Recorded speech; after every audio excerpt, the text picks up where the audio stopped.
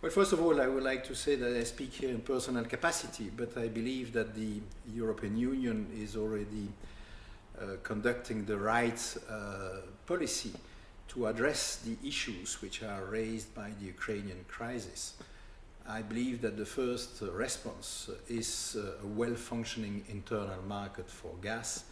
That means that gas may flow from all sides of the European Union, particularly towards the countries which are likely to face a reduction of gas in case of problems.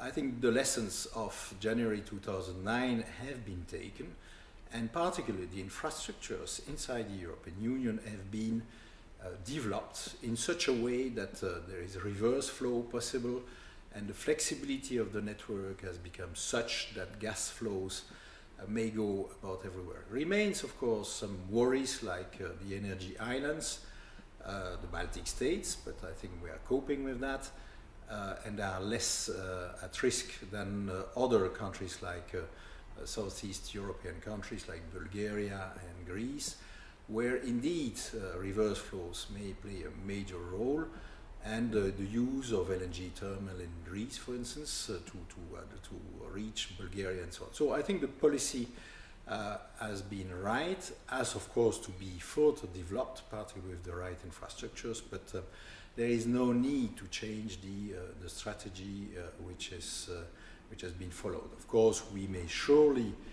have a better level of preparedness for emergency and mutual help and solidarity and use of storage and things like that, but we believe that there is a possibility to cope with the problems. Of course, we hope that the problems will not occur.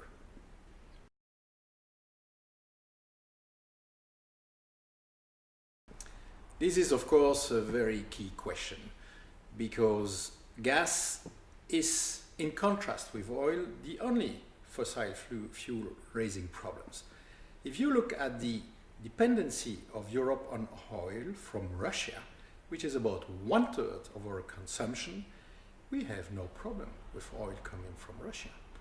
We have only problem with gas. Why is it so? Because gas is piped. So the infrastructure is linking so much the exporter of the commodity and the consumer that it is creating a kind of link which is used in an inappropriate way.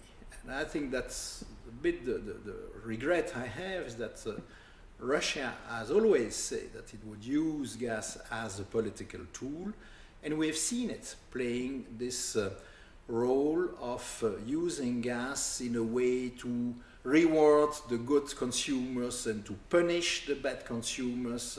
Just look at the Baltic states, how they are discriminated when they are in the same situation, or discounting gas price to those who are pleasing Russia and so on. So as long as it is working like that, gas is not a normal product.